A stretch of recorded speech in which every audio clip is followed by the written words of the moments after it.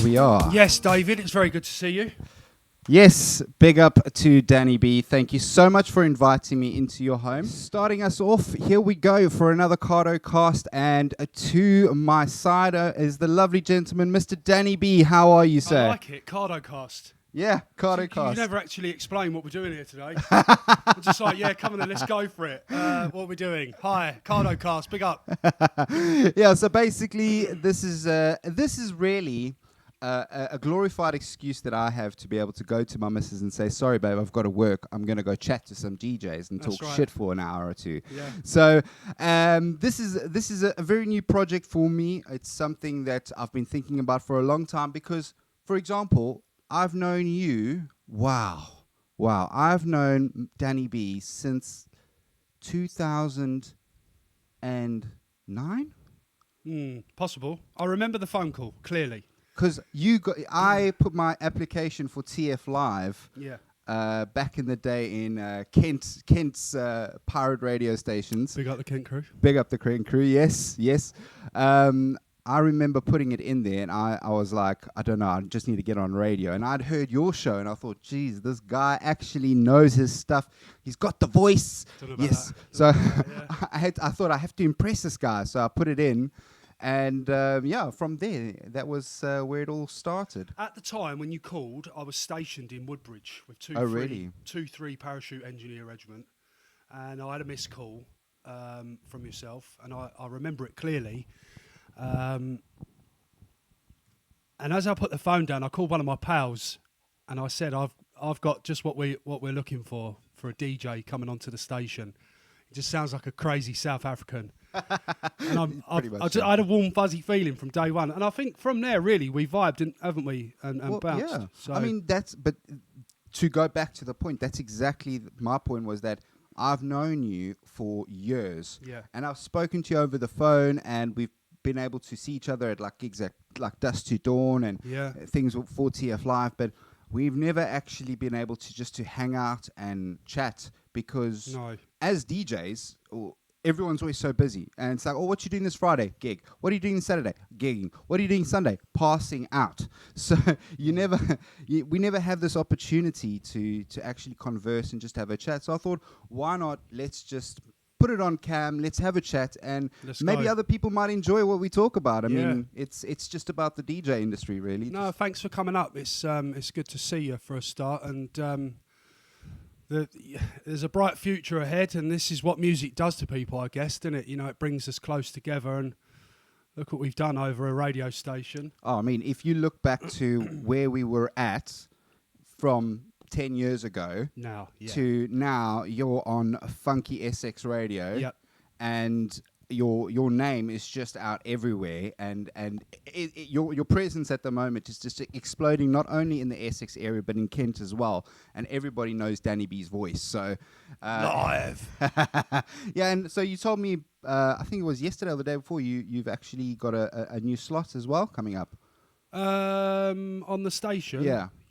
So I've moved from Sundays over to Saturday nights, 10 till 12 I now play of an evening. Now the reason I've kept it at that time is because of the music that I play. So predominantly, you know, the heavy bass lines, drum and bass, jungle, house bass, garage grime, etc. And the show's actually been sponsored by a festival as well.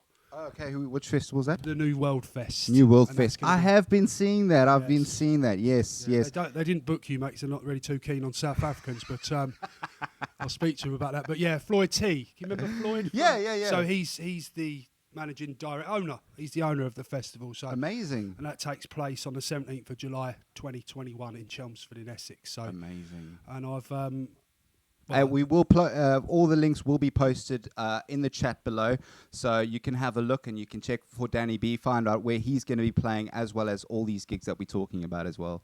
Sorry to cut in there. Yeah. So New World Fest, I've got a main stage booking. It's up in the air with what artist it's going to be with at the moment, but I guess more information will be revealed about that very soon. So some good times ahead, and of course the old discos are kicking off as well. Mate, can't wait. I cannot wait. It doesn't matter even if it's for like 20 people in their backyard. I'm so psyched. I am so psyched to get back in front of do you know what?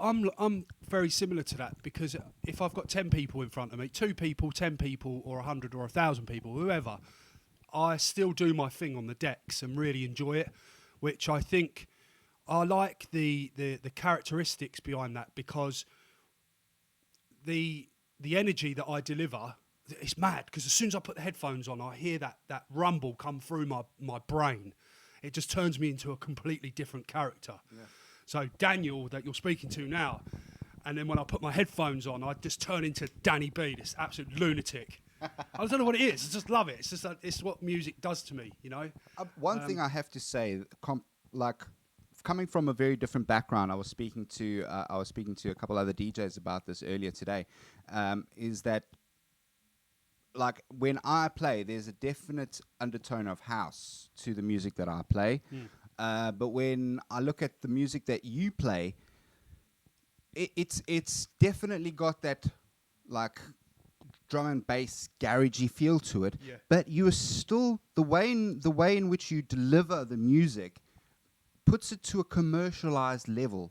And I mean that in the best possible way. Okay. That because I love drum and bass. I love my liquid. I love liquid drum and bass and that kind of laid back kind of vibe in the drum and bass scene. But some people find it too just too heavy. Whereas you would take the same set list, and I've heard it, and the way in which you interact on the mic and the way in which you blend the songs together and engage with the crowd means that when it comes through on the radio, listening to your show, it doesn't matter if you're not massively into drum and bass, you're into the show. Yeah, definitely. My show, like I say, is the energy I put into it is basically, it comes from the music that I play. It's a weird sort of thing to explain, but the moment I put my headphones on is the moment it turns me into this lunatic Danny B. And it's been good. I mean, I've been recognised by some good music sectors over the years, and just literally I've had a studio session with General Levy, the guy who did the original track. Shout out to Levy! Boyaka, the Wicked. I've had Harry Shotter in, Bellyman and MC Shabady. They've been up. And the incredible legend himself, Nicky Black Market. Wow! So you've been making the rounds, mate. I've been doing well, and it's good because the show pops off each week, and I've got to shout and say a massive thanks to all the fans, because they're the ones predominantly who keep me going. Yeah. Now, some weeks obviously I do pre-record the show, which again the same energy, like when I'm going back to it, whether I'm playing in front of 2 people, no people, or 1,000 people. It's still the same set, if that makes sense. And with the New World show as well, the New World radio show, I've started this year with something completely different. I'm playing the very best in sort of house, bass, garage, and grime, and I have really enjoyed it. But I think having that mainstream drum and bass show is a completely different kettle of fish, and my listeners have picked up on that. Yeah. They've picked up on my different characters. For instance, I'll get a text on, say, Instagram or something like that. Hope everything's okay. You didn't really sound right tonight. And I'm like, that's a bit weird. It's because of the music. Yeah. So. Yeah. But then again, where it's been sponsored by a festival, I've done the very, very best I can to obviously promote it and stuff. And I guess off we go in for the kill from there. But like I say, I'm going to just get going off track there. This is exactly what it's about, just talking and chatting. Drum and bass for me is probably the way forward in regards to delivering that energy each week. Yeah, I mean, I love that shot of you playing at the car show. The guy pops around there, in your defected shirt, just raving it up there. Absolutely. Like cutting. Big up DJ Lies, John Jarrett, another tflive DJ. Oh, I love it. He had... I can't remember what he called it now. As a Green Beast. Way Too Loud crew. The Way Too Loud crew. Yeah, I got booked at Santa Pod. What was that thing called? USC, Ultimate Streetcar. And that's where I met John. I remember that. Yeah, you gave me a call about that. And that's where I met John in the back of his motor, and I said, "Give us a go." And someone videoed it, and it went viral. Nice. No, I love it. But you see, that's the thing. It doesn't...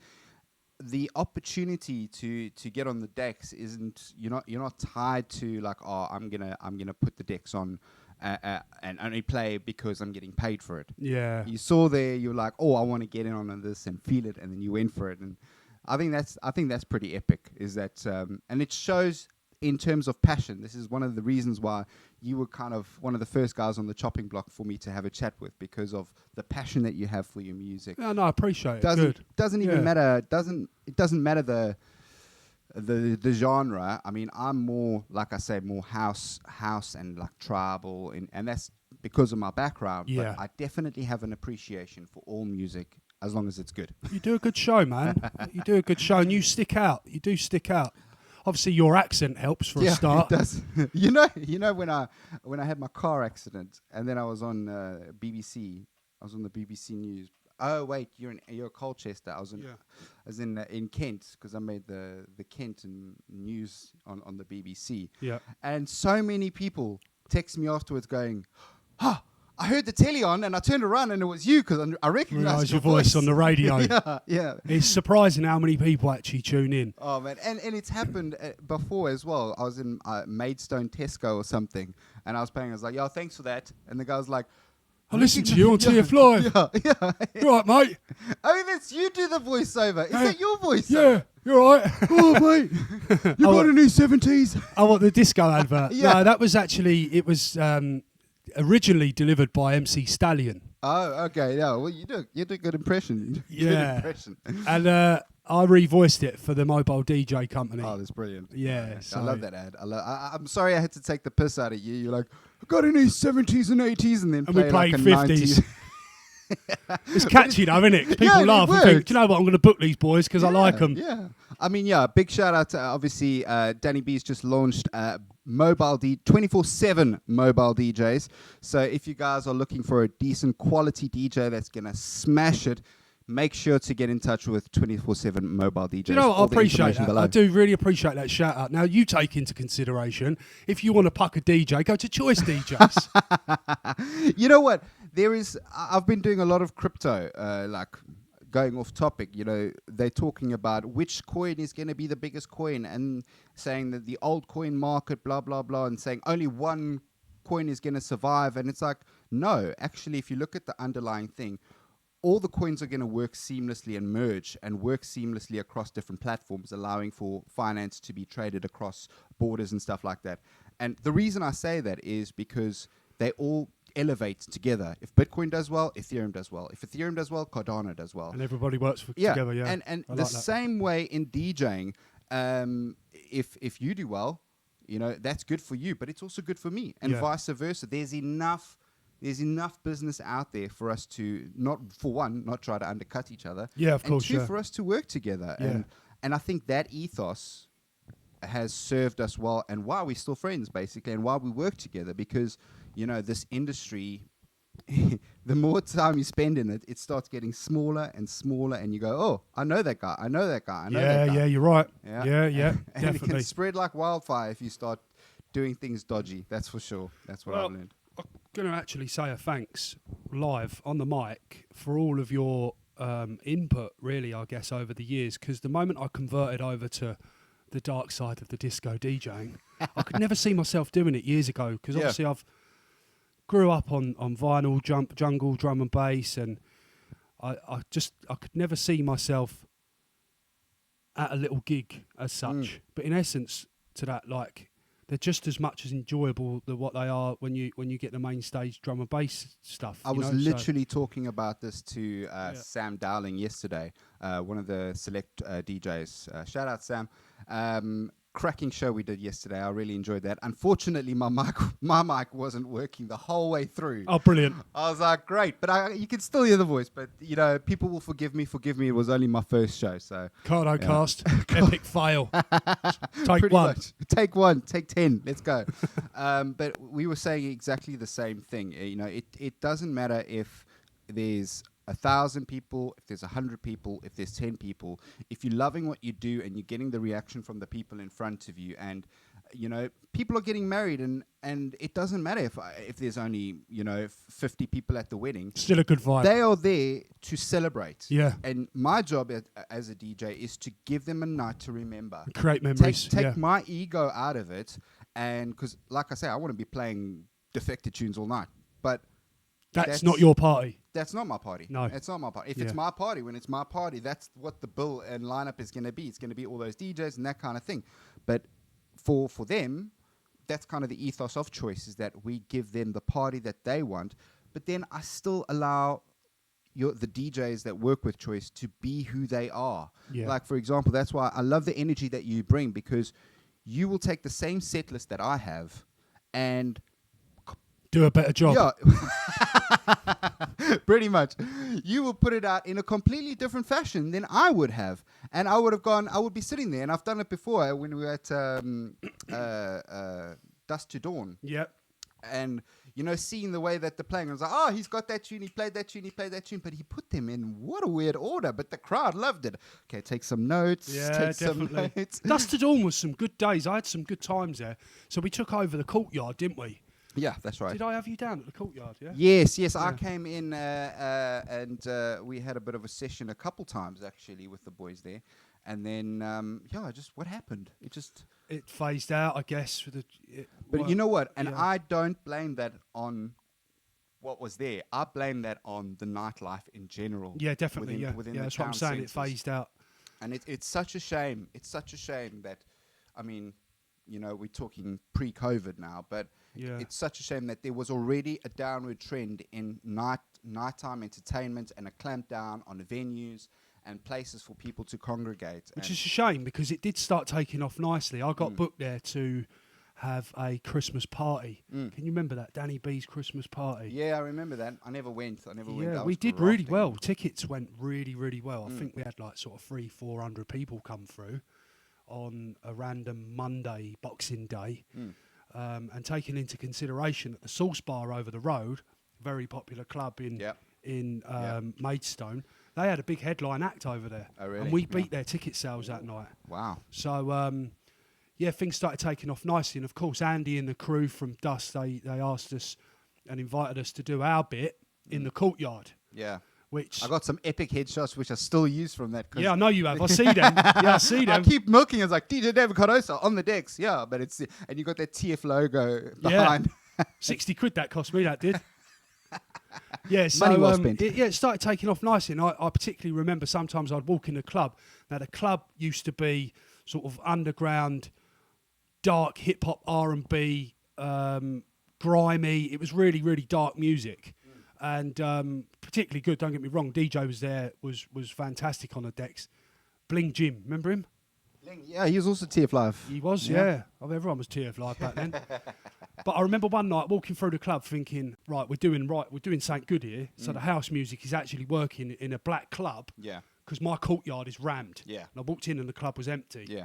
So it's quite chuffed for that. So, yeah. Well, I'm looking forward to bigger, better days. I mean, like I say, the progression that I've made within my career has kind of put me in a position where I'm ready for a party, whatever the weather. Yeah, kind of defo. thing. And it means that when it's almost like a recipe, you have to have the right weather, you have to have the right people, you have to have the right time for it all to come together to make an amazing party. But I think that with everything that's happening, it's brewing. Yeah, it's brewing at the moment. I agree. There's some parties that are going to be coming, and I'm so looking forward to just getting in the thick of things. This is why I'd like to really put my all in to 24/7 mobile DJs, because I think it's something to rely on and fall back on throughout life. And maybe one day, a member of my family, I could pass the business on to them, etc., etc. And that's what I'm looking for, really. I mean, at the future. The business model is sound. It's what people are wanting. They want somebody who's going to give a quality service. And go to a trusted brand. Yeah. And I think that's the key, and that's what I found over the years, because I mean, for the first 5 years or 6 years of me being in the country, 90% of all my work was all word of mouth. That's good. I did not advertise, and I didn't see a need to advertise. I was like, nah, I'm not going to advertise. Why? I've got enough work. Did you hear the advert, the original advert, the Team Danny B one? No. Don't be a mug and let your mum book your DJ. Yeah. Book Team Danny B today. Right. That's it, yeah. Crazy Dave or something, wasn't it? Yeah. Big up Stallion again. Mate, but that does happen, and as a result, it's I'm not gonna knock any other DJ that's trying to make it through to that next level. Mate, I love it. I love self-promotion. So when I'm flicking through the socials and stuff, and you got the average bedroom DJ, like I don't mean to sort of call this particular person I'm thinking about a bedroom DJ, but he's obviously DJing in his bedroom. And I love the fact how he's promoting himself. He's just set himself up a new page, and then you'll sort of like his video, or you'll interact with his video or whatnot, and then he'll take the time to sort of inbox you and say, oh, do you mind liking my page? Thank you very much for the support and that. I love that, self-promotion. And I just think it's the way forward, especially these days, because everyone's a DJ on Facebook. Yeah, but here's the crux, and here's where it comes to a head, is that there's a niche for most DJs. Yeah. And I think when I mentioned to you years ago, I said you should actually set up a mobile DJ business. It's not because, to get away from the mainstream or the big stage. It's because, let's be honest, we all want to get there. That's where we're aiming for. But everybody wants to have a party, but they want to go to someone where it's trusted. And that's what you get when if you go to somebody cheaper, you run the risk of, I don't know, getting yourself that substandard party. But nowadays, with DJs like ourselves, we've been in the industry for a long time, so we know how to chop and change and go from different vibes. Whereas a bedroom DJ, or someone who's been on Instagram or Twitter, or not knocking that in any way, but they only know how to play to the vibe that they're putting out to themselves. Yeah, of course, yeah. Bedroom DJs. Playing a club is way different to playing in a bar, is way different to playing at a wedding, is way different to playing at a 40th. Each dynamic is completely different, but that, for me, shows the disciplines of DJing. Yeah, and each 100%. One is its discipline. Like, my discipline in terms of scratching is shite. You put me onto SL 1210s, and I'll be mixing and I'll be touching, but hell no am I going to try and do some crabbing and mixing in, because I will fuck it up. Yeah. Simple as. Yeah. So I stick to where I'm strong. And I'll sometimes when I go out, I get booked at other like little places, and there's a set of CDJs there. Now, bear in mind, I've been playing on a controller now, which I sold my CDJs because I found that the controller had much more to offer than actually buying a set of CDJs and a new mixer. And you've got the Chaos pads underneath them, and I'm not sort of reviewing it here, but what are you running at the moment? I've got a DDJ 1000, and I love it because I've got access to jingles, I've got access to a little Chaos pad, loads of effects, I've got 4 channels, I can mix 4 tunes at once if I want, I've got the old Echo on the mic, as you are mobile. And it's ready to go. I just pick it up and off I go. But what I'm trying to say is that when I go back to the club industry, or sort of play on a set of CDJ 2000s, I've got to be really careful. I've got to be really careful. Mate, try going from record box to using unrecord box prep folders. It's the same thing. You have to be like, oh, okay, now I actually have to do this and I have to do that. But it's funny because we had one of my podcasts, number 6, I think it was. I had a couple of my mates around who are local, and we did a vinyl only show. It's weird. I've never forgot how to mix a vinyl. It's like riding a bike, mate. It certainly is, yeah. Even the feel, like how you're going to slow it down. You remember all those little intricate details. All the little bits. Yeah, I mean, I was. If I swap sort of MP3s, I struggle a bit sometimes, and I've just got to take myself out of that little bubble that I've been in. I like that. For me, sometimes when I'm doing my select show, I'll prep my record box folder, and I'll put my 20 songs an hour kind of thing, in the folder. Yeah. But then what I'll do is normally in the last half an hour, I'll just be like, right, let's wing it, and go and just listen to tunes and find something, and challenge myself in going to a normal USB stick that doesn't have record box folders in, and just trawling and then finding it and then having to mix it on the fly, no BPM counters or anything, just mix it in. And I enjoy that because DJing properly. It keeps, in a way, I feel like you need that to keep you sharp, because for me, I'm running the Pioneer, this is the DDJ SX2 that we got in the corner here. You can't see out of shot. Record box, is it? No, this one's the Serato. Sorry, it is. This one came Serato. I had one of them when I first. That was my first controller, I think. But I just found Serato was a bit unstable because of the way I configured my music on the computer. So I decided to. I then went on to the XDJ RX range. Yeah, I remember that. I was the pretty XDJ good. RX 1, then I'm on the XDJ RX 2, and that's got the touch screen and everything like that. It's all record box, and while all my record box folders are sorted, I can now go into a club on CDJ 2000 Nexuses, and all my cue points are there. That's it, yeah. Everything's there ready for me to go, so I can still smash. The jog, the wheel, bit different. Yeah, the wheel sensitivity is a bit off compared to what I'm used to, as well as the making buttons, making your short cue sections. That's kind of a bit different, but for me, that's like, okay, a couple minutes in, 2-3 mixes in, and I zone back into what I'm playing on. That's something to take into consideration. Sometimes you haven't got that time to actually have a quick practice before you push record. No, yeah. Especially when you're jumping up after a DJ. I was booked at an event once, and I jumped up after Sub-Zero, and I thought, right, no time to waste. I'm going to impress this geezer. I've just watched his mix, really good. Don't get me wrong. And before Harry Shotter jumped off the mic to hand it over to X-Man, because we were live together, I'd done 2 or 3 tunes, and Harry's turned around looking at me like, oh, you're going to come in like that? He actually said, oh, you're going to come in like that then, yeah? And I was like, yes, I am.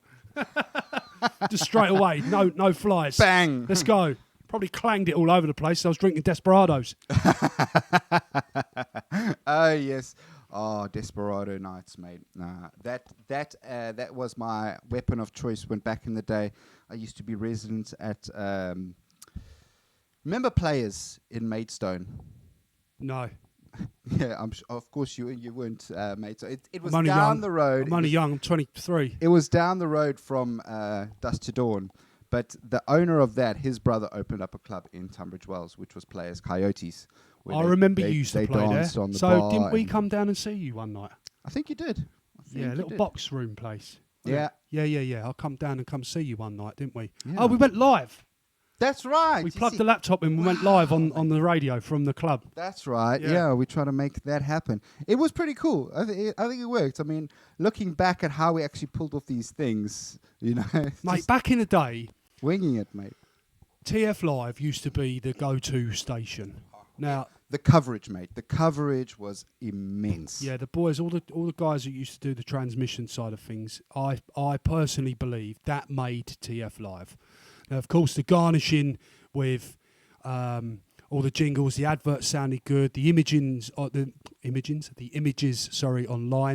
all looked good, and obviously it was a great package, and there was a big team obviously that made it happen. But for me now, as much things are popping off nicely, I'm playing with some of the big boys and that, I do miss it. I do miss the station. Yeah, I miss the vibe. I miss the phone line. I miss how busy it was. The things that we used to get up to on air and stuff. Like, obviously, I can't do that now. Funky's a commercial sort of community station, and there's quite a lot of stuff that you've got guidelines that you have to stick to. Loads, and I've genuinely learnt what the public want and what you're supposed to be doing. My first radio show on Funky, I had to cut it up so much, I sort of lost half of it because of the content, what was going out on it. So, for instance, General Levy, my very first track was The Professional Ganja Smoker, and I couldn't play it. And then I thought to myself, this is going to be a little bit difficult for me because one, I need to start thinking about what I'm playing. Be aware of what's coming. You've got to be careful. So you're getting all these tunes sent in. You're past Watershed, aren't you? So you can get away if it's 10 p.m. You can now get past. I think there's a little bit of characteristics behind that, but I'm not.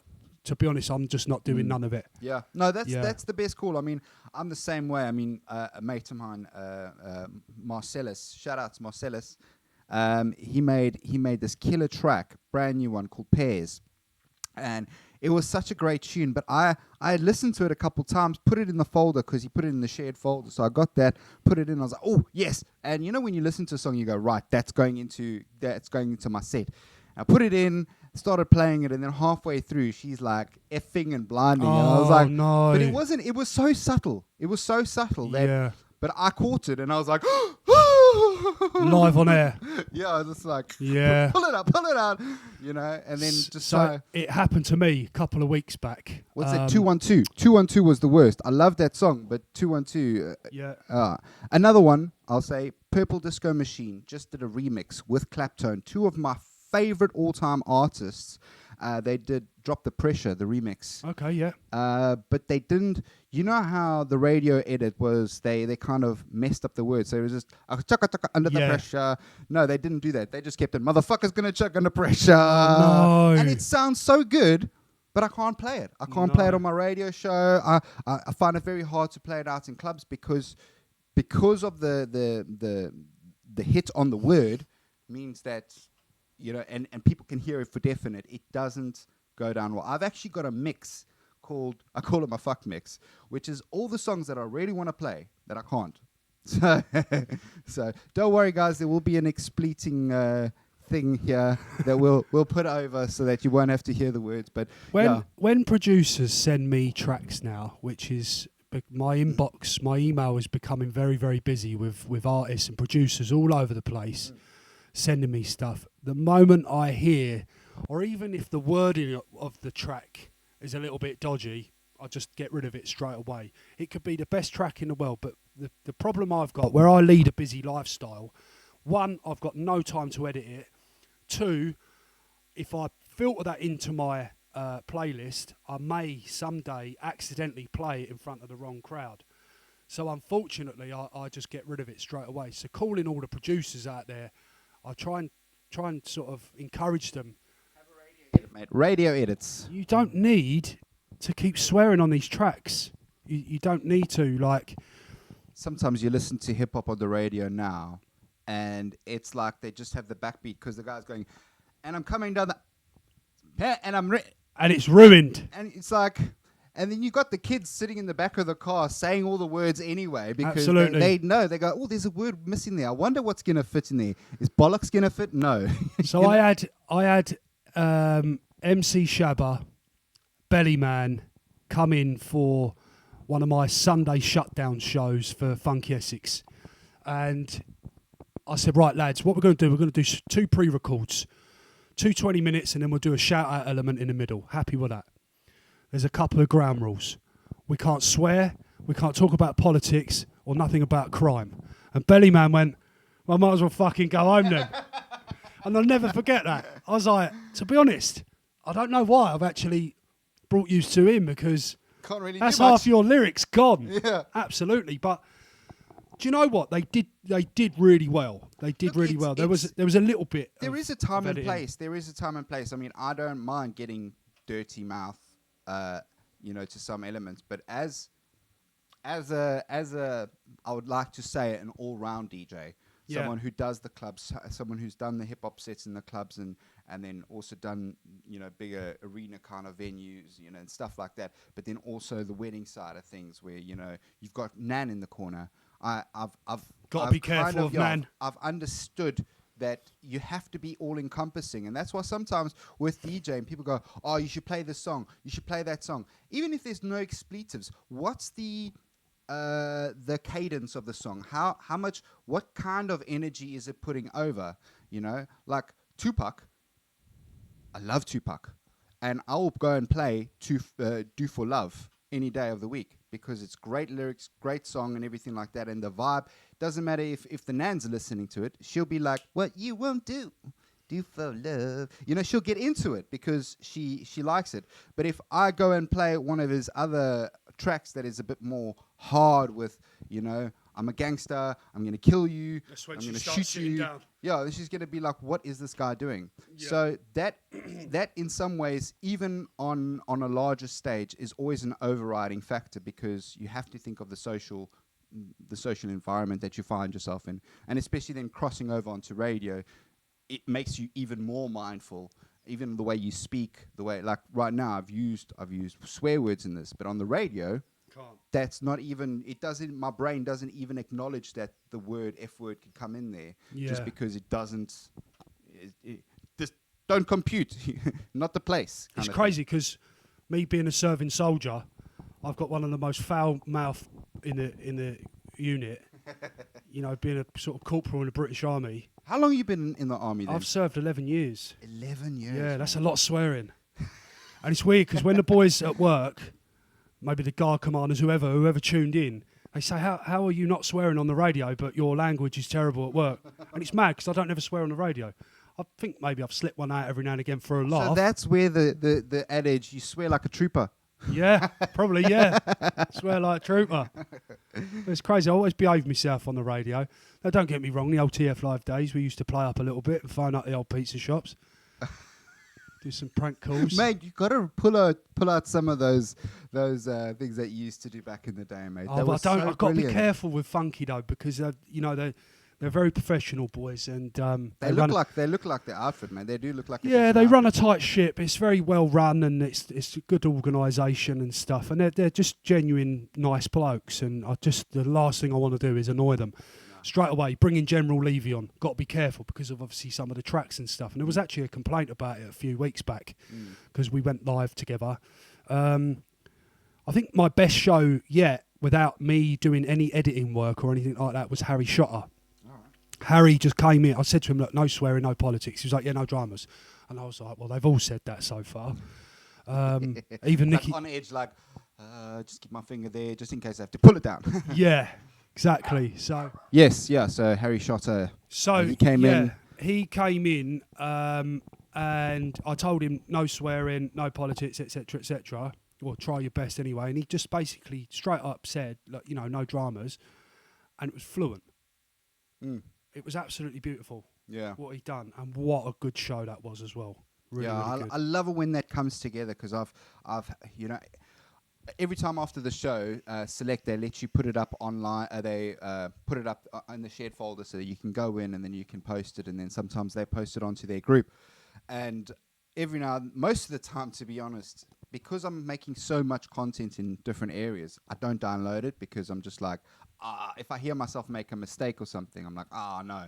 And then I've got like some of the fans that normally message me and going, where's the show? I wanted to listen back to it. Why haven't you uploaded it? I'm like, But if I hear a good show where it's seamless, then I'm like, yes, come on. I get on the radio, I get onto the phone and I'm like, Josh, that was a cracking show. You have to feature this one. It's a great one. He's like, Tuesday's due for a spotlight, so we'll put you up. It's like, yeah, come on, get in the spotlight. Most stations are their listen back features automatic, isn't it?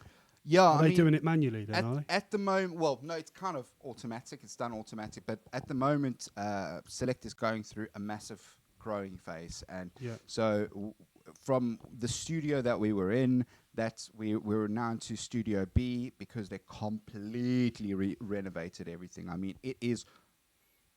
I'm not going to lie. Earlier, looking good. Radio 1 standard. Nice. That has always been my go-to station. 993. It's no longer, because obviously the growing phase that we're at is now.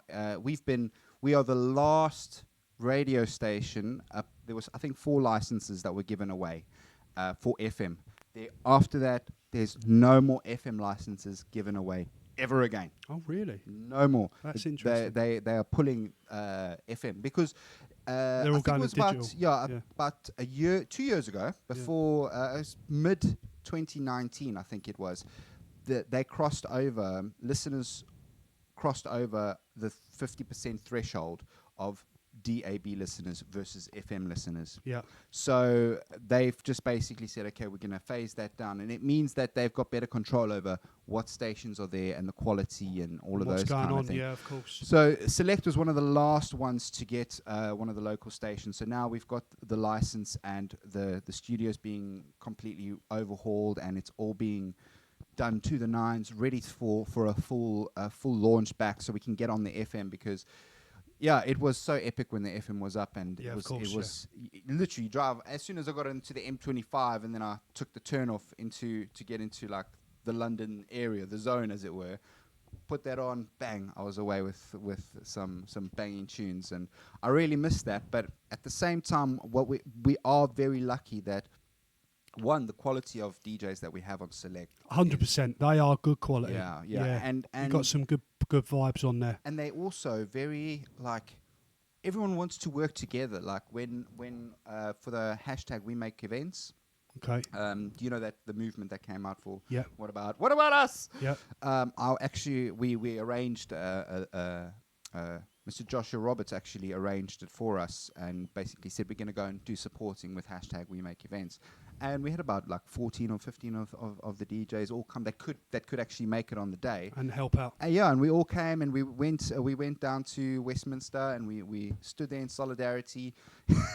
It was a silent protest, and I rock up with I've got a little Newmark Mixtrack Pro mixer with my laptop, and I've got 2 little speakers, and I've all around my neck, and I'm walking, jamming, and I walk into the courtyard, and it's like, and I got the song from Eats Everything, Let's Go Dancing. I want to go dancing with you.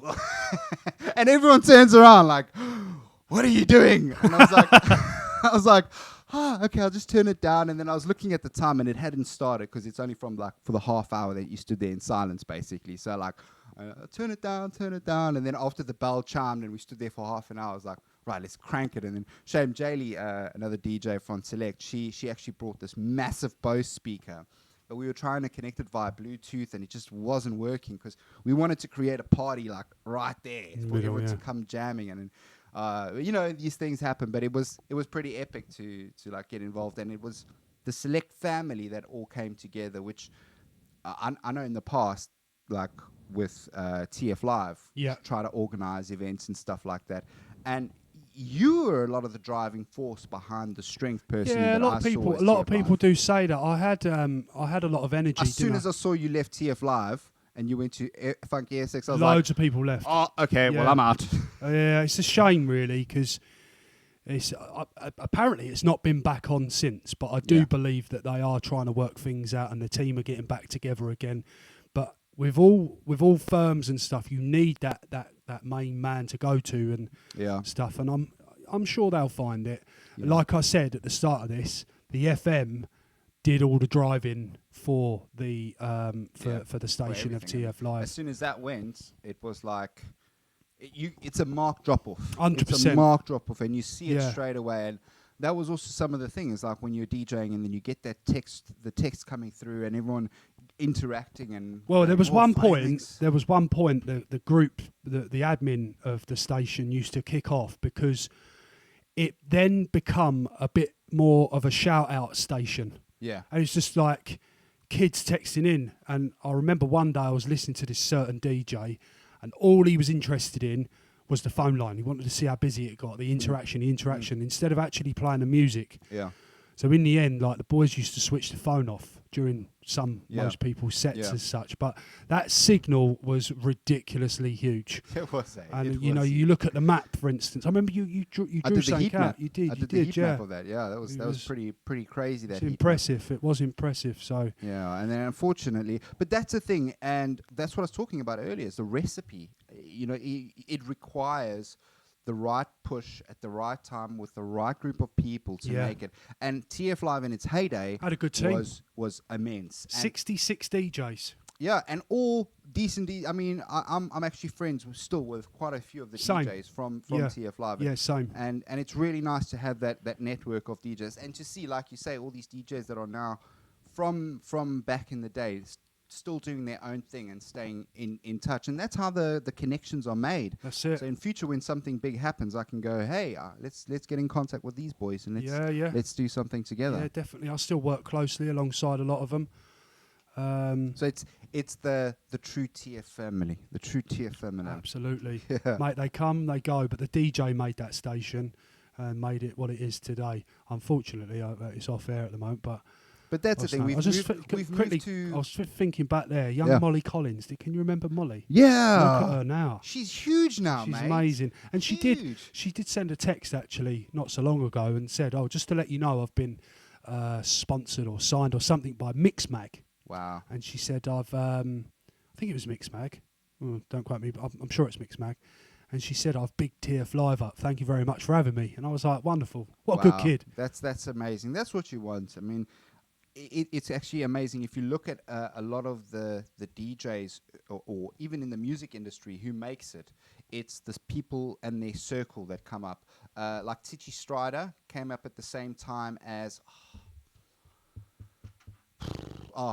his name escapes me, but like Calvin Harris and what's that guy's name that Love Kick Starts Again? Calvin Harris. No, that's the song. I don't know. What's his name? Can't remember it. Oh, this is so bad. Funny enough, I watched this. Yeah, people are like, "Have you ever heard this song?" I'm like, "No." Yeah. I thought you was a DJ. Yeah, well, clearly not today, babe. Can you play this song? It goes da na na na na na. And they're doing this while the music is playing, and you're like, "Hey, sorry." Can you play Gangnam Style? I'll show you my breasts. I was like, "Yeah, no dramas, babe." I watched that program with Cole Cox in it last night. It was called. It's on Netflix. It's called What We Made or something. Yeah. Have you seen it? No. It is ace. Is it? And it shows you a little bit about Martingarrix. Yeah. And his first time on stage, he was 17. So he was 14 the first time on stage. He's making these bangers on his little laptop, and they gone viral. Yeah. He annoyed some people, but at the same time, he impressed a lot of people. Yeah. And I was. He did it right. He got the right gap at the right time, and I was amazed. For me, I'm just like, doesn't matter about my age really, because most big DJs, like actually make it in their 40s. Yeah. If you think about the big boys like Norman Cook, Fatboy Slim. You know, Beach Boutique was where it kind of really catapulted him. Obviously, he had a big following from his records that had already been released. Yeah. But the international exposure and having 350,000 people all crammed onto Brighton Beach, kind of solidified his name. I remember that. And that's one of the reasons why I came over to the UK, to be honest. When I saw that, I was like, yes! Going to play on the beach. Yeah.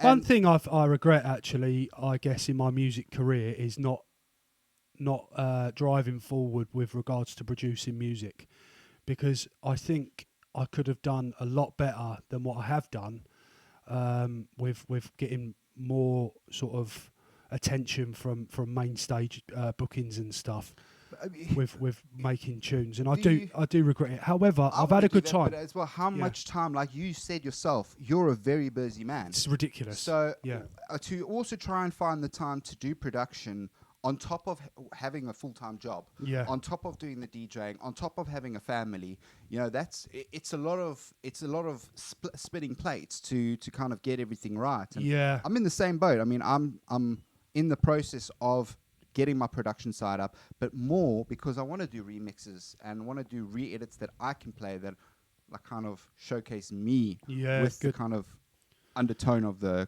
commercial element to it. I say I'm not going to do it. I will do, but I just need to find that right time, nice studio space, and then sort of crack on in the mix. You said it yourself. Martingarrix was doing it on his computer.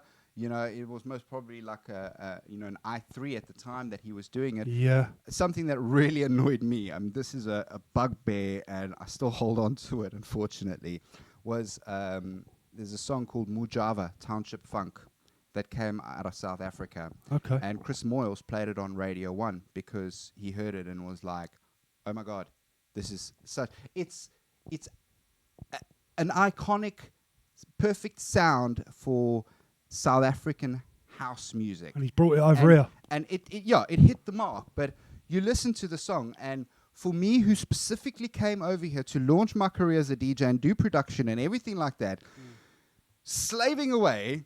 where this guy's got a cracked version of, I think he used Reason or Cubase. Oh, and he's like bootlegged it. Yeah, bootlegged it, done a copy on a very standard laptop, put this tune together and just hits the right marks. I mean, it's only like, there's not so many lines in the construction of the song, but he hits it so hard and it just works that everybody loved it. It became a viral sensation. Now he's a famous DJ. And it crushed me, hey. It crushed me because I'm like, I literally have slaved for the last 10 years to try and make it in this country. And this guy in Shantytown has just smashed it. With one tune. Only takes one. His name is in lights. And I was like, only takes one. Yeah, but I mean, I don't take it away. Mujava, the Township Funk, it's as the name suggests, Township Funk. And it's got that vibe. If you ever get a chance to go to South Africa, go. And I mean, you'll hear it coming out of the taxis driving down to like Warwick Triangle in Durban Central, and just that kind of vibe. He catches it, and he catches that epic vibe, and it went like wildfire across the world. There's only one tune. Look at James Hype when he brought that thing out, that tune out, We Were Friends or More Friends or something it's called. Can you remember that? Yeah. And he just blew up from there. And I remember watching his socials just go bang. Yeah. Yeah, literally.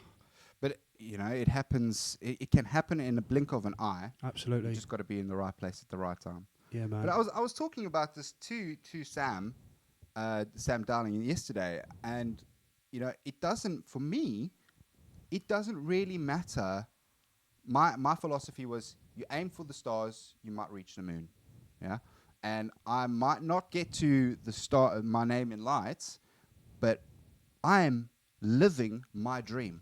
I'm fortunate enough to be able to, work and pay for my family, enjoy it, and have a comfortable life through my passion. Yeah, good. Which is so rewarding in its own right. So whether or not I'm just DJing in front of Johnny and his nan for the 40th birthday party, it doesn't matter. Because you've gone out, you've enjoyed yourself, and you've earned a couple of quid out of it. Yeah, and I go home, satisfied. I mean, I was going to stock trading, and I opted to follow my passion and my career rather than that. And I was actually very lucky that my mother and my whole family supported me in that, because the industry itself there's no certainty, and that's kind of why I went for it, because there's no guarantee. You can work your ass off, you can do everything, but there's no certainty that you will succeed. No, and I mean, well, you look at what's just happened here for the last year for COVID. Yeah. It's crippled the music industry. Crippled it. Yeah, but I stick by this, and I say that, like in the 1920s, after the Great Depression, the people that were left standing in terms of businesses and stuff, they cleaned up. So it's the last man standing wins the fight. So it's going to be a busy year for us. So yeah, I mean, you just keep pushing away, keep fighting. And if you guys are at home and you like DJs and you're thinking of packing it in, just follow your dream. That's personally what I say. I would rather die tomorrow knowing that I have lived the life I've wanted to live. Maybe not driving the car I want to drive, but I've lived the life I wanted to live, and I don't have regrets.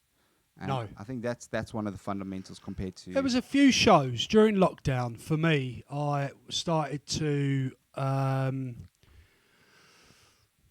get a little bit disheartened with things, and I said to my wife, I think I've had enough of all this music stuff. She said, it's just a dark cloud and it will soon pass. And I said, you know what, you're completely right there.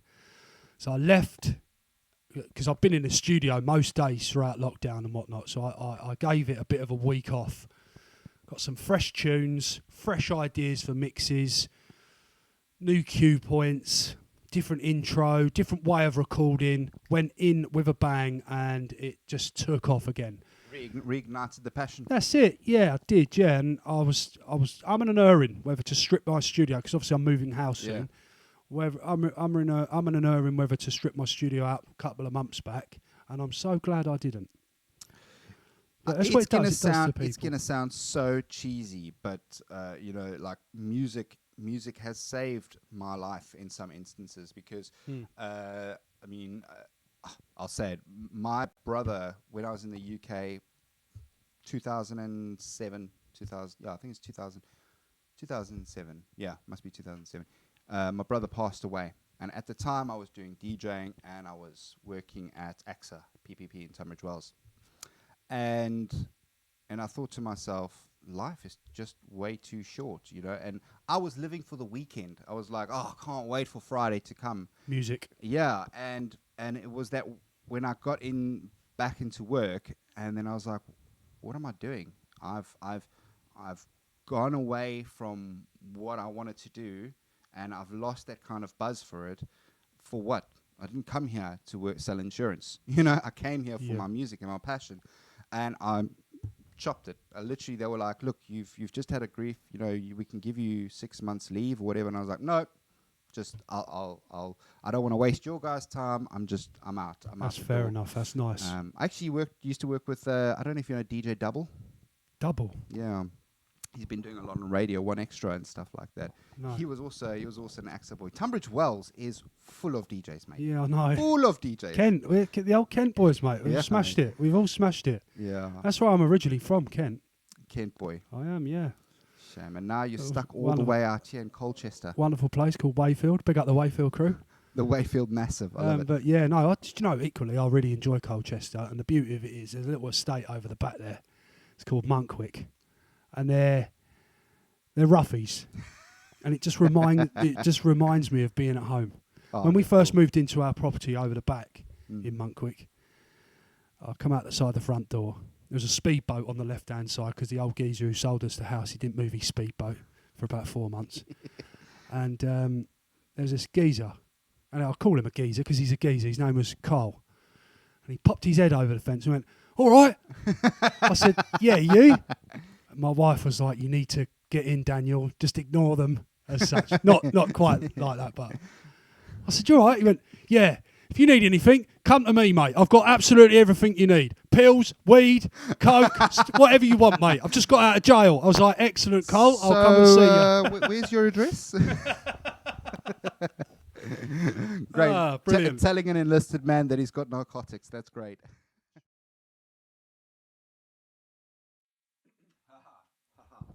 So, thank you very much, Danny, for that coffee. That's a nice little pick me up there. That's one I made all day. Yeah.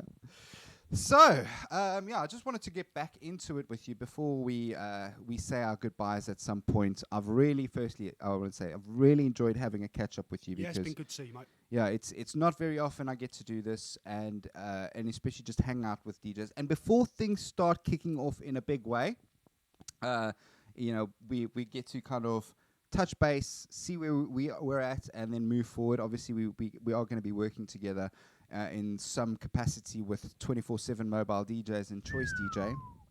Things are coming.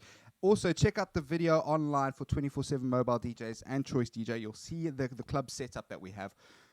Massive void sound system with sparklers, the works, you name it, the indoor and outdoor sparklers. You want to take your party to the next level, click on the links below and you'll see exactly what I'm talking about. I cannot wait to get on that sound system. Oh, mate. I cannot wait. You know, when we turned it on the first time, so mate, it was that, because the tops, you got your three, and then it's got the crossover to the bottom. And as soon as we plugged in that bottom bass bin, it's nice, goes through your chest. Nice, crispy sound. Absolutely. And then so to add on to that as well, Floyd T's just bought himself one of them igloo tent things. Oh, really? Off we go. We're going to be unstoppable this year with the private parties. Parties are coming, mate. Parties are coming. Yes. I did want to ask, though. I wanted to find out. Like, I know where you're at now, but when did you actually start DJing? I was about 11 or 12. That's a common number. I got to say, for all the DJs I speak to, it's around about 12. You know, puberty starts kicking in, and they're like, "Oh, what's the sound?" I had them at 6, I think. My connection of friends in Wayfield, where I used to live at the time with my mother, all had decks, and there was a guy called Andy C. Andy C. Not the Andy C. Okay, so okay. I was like, this other guy used to live up on Churchill Avenue. Rest in peace, my friend. He died in a car accident. He was on his motorbike, and I do believe he got knocked off of it. So, but he was the one who taught me how to DJ. He had a set of Vestax.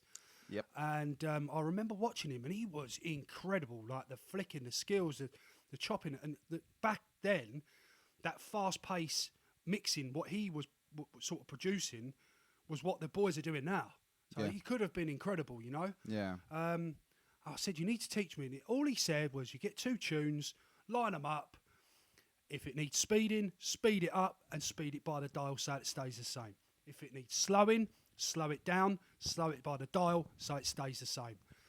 I've then walked out of his house at Churchill Avenue. I've gone straight down the bottom of the road, which was about 1.5 miles away, and switched on my home mix decks. You remember them? Home mix were an Argos brand of CDs.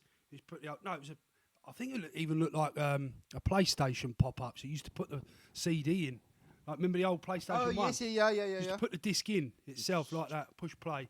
You had little tempo buttons, plus and minus, or the other way around. Yeah.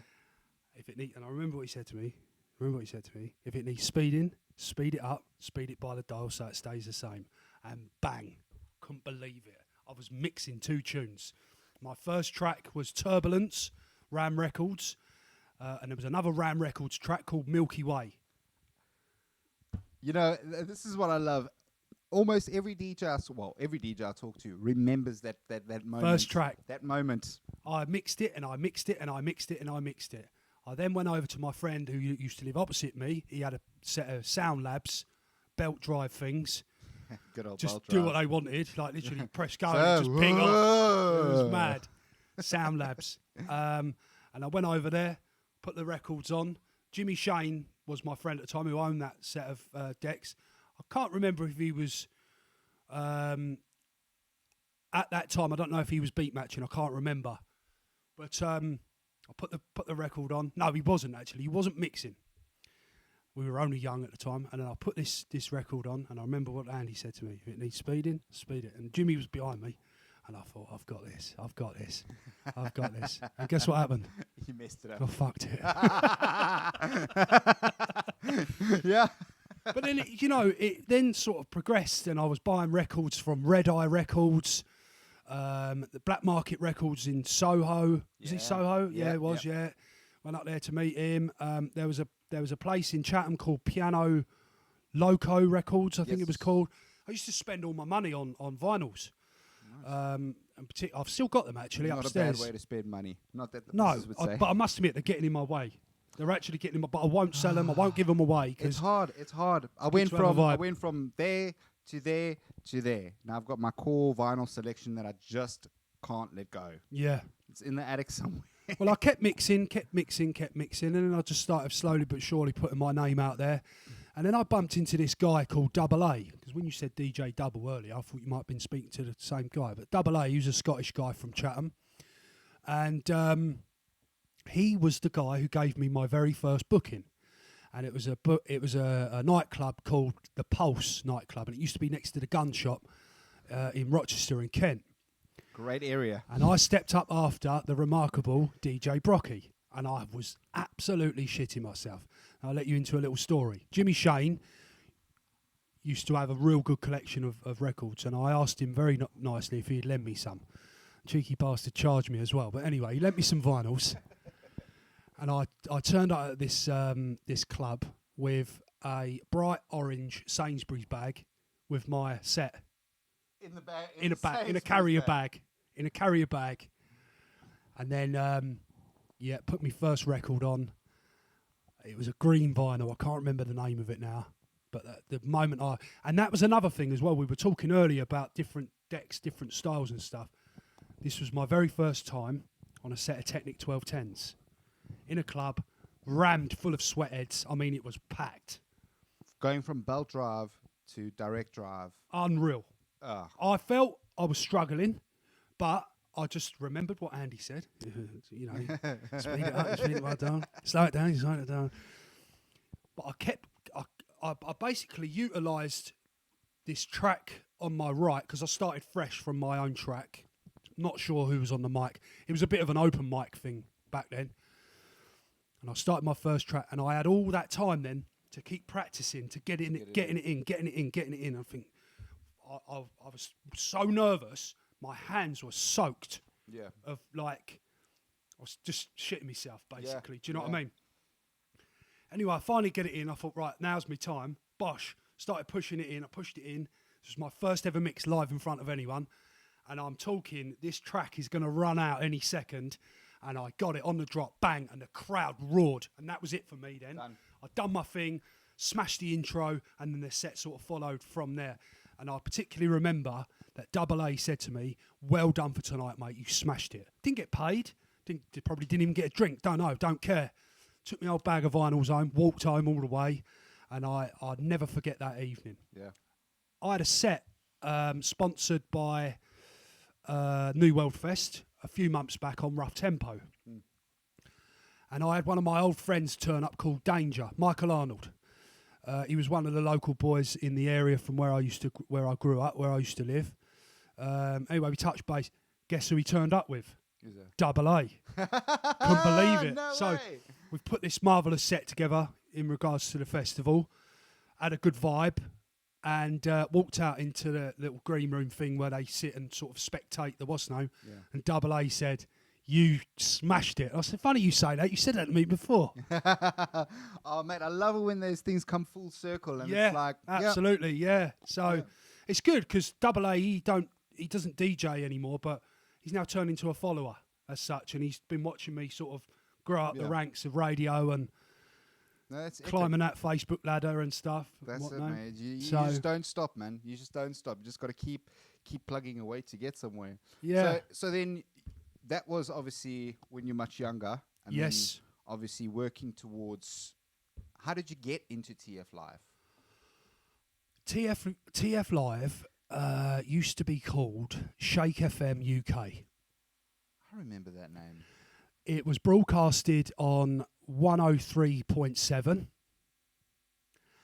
and it used to cover a remarkable amount of the southeast and a lot of London. But that would have been, what, like 14 years ago?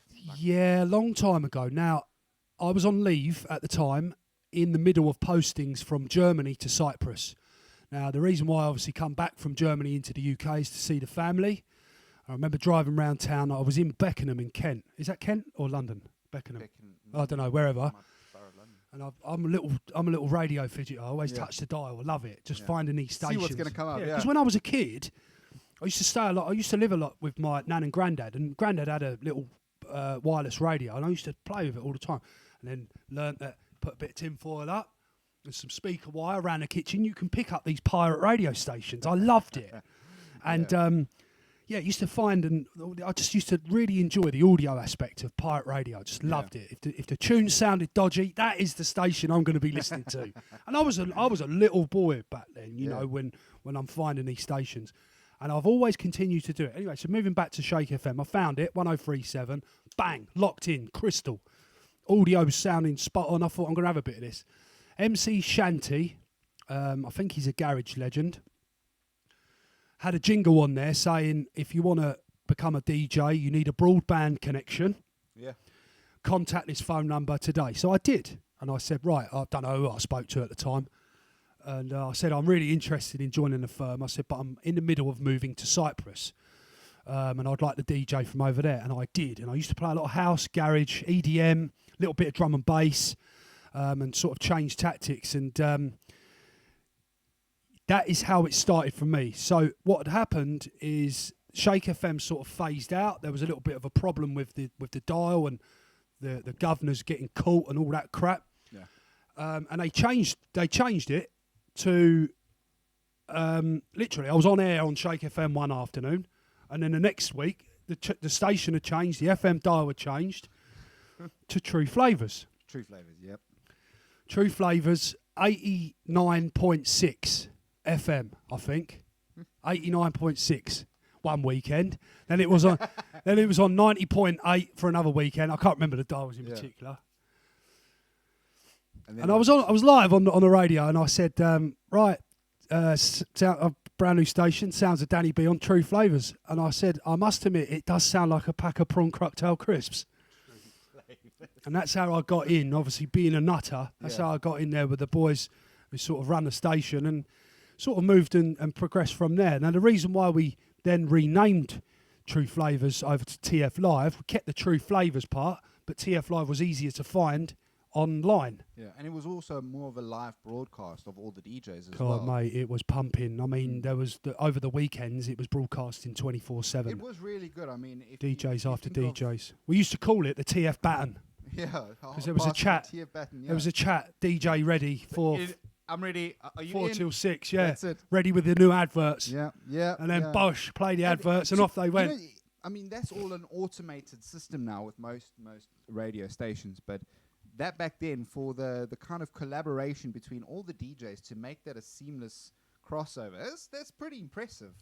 For how it ran, and it ran really well. For what I used to like about tflive is a lot of the listeners thought that we actually had a studio. Yeah.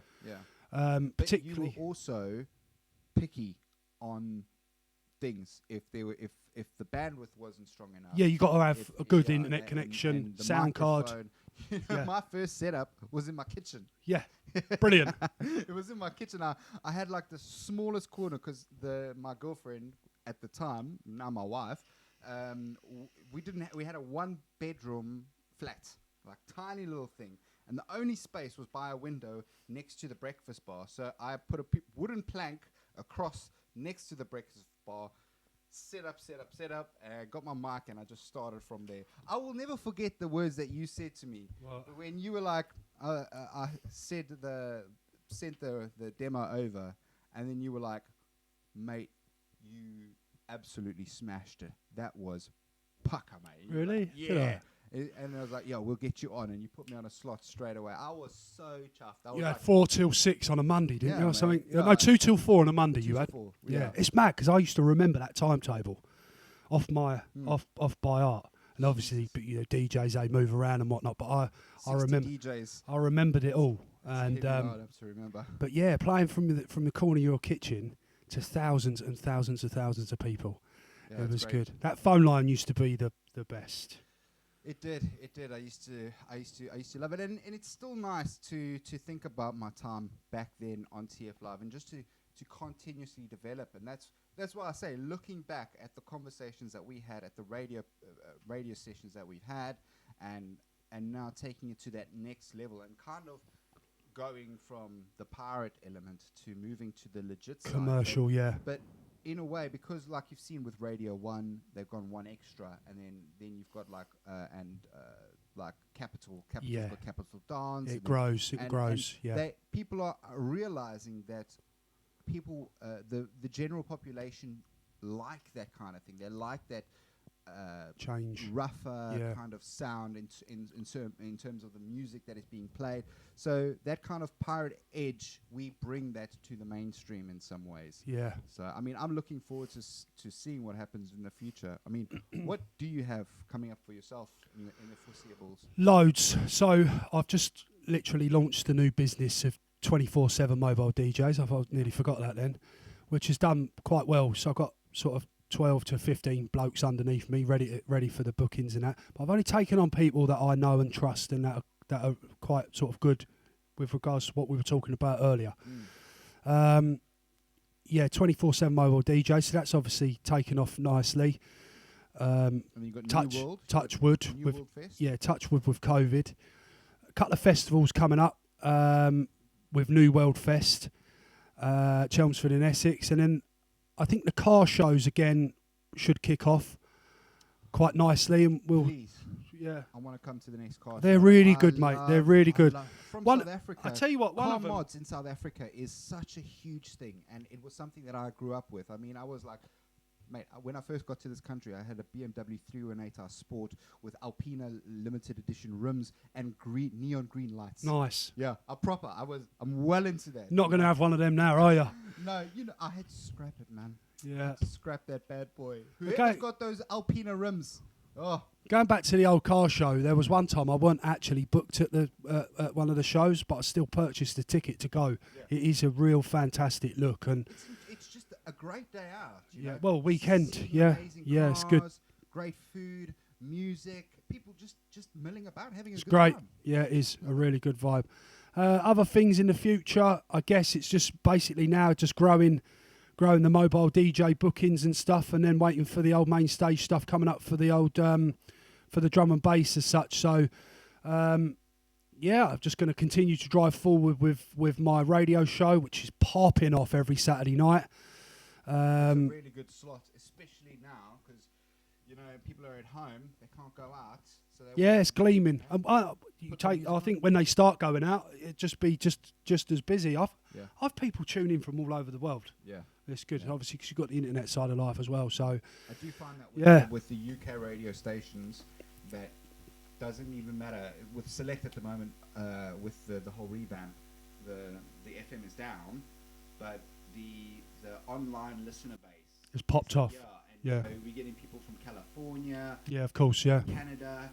There's a huge following that we've got over in Spain and Ibiza, obviously because of Ibiza, and the Select following that, there's a lot of Select guys that play over there. Mark Knight used to be on Select. I remember Mark. Yeah, I still follow him now. Actually, he's got some good tracks out. So it's that kind of thing. It's like just keep pushing forward.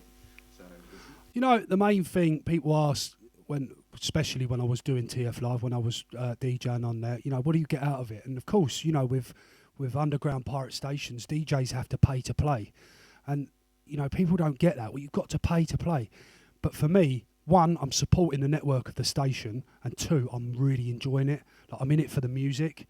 If the sponsors come out and I get advertised here or get sort of like bookings out of it, they're a bonus. But the main thing for me, I'm in it to win it, to entertain all of them people that I've broadcasted to. I love it. Love of beat for the love of dance. Absolutely. That's where I'm at. Wicked. Well, Danny B, thank you so much for allowing me into your humble abode and for letting us ramble on and chat about random stuff for the music industry. I absolutely loved it. I'm definitely going to be having you back on the show once things come full circle and we are able to get out into the sunshine. And hopefully we'll be hitting, we need to arrange, I've been saying it, we need to arrange like a little mini festival and we all get on the same lineup so we can all be in the green room back together. Let's do it. Getting ourselves into trouble. Yes, sir. Thank you so much. And guys, thank you so much for watching. If you've watched up to this point, don't forget to like, share, and subscribe. It's free to do. Just give us a thumbs up. And I hope to see you guys next time. Thanks so much. Good man.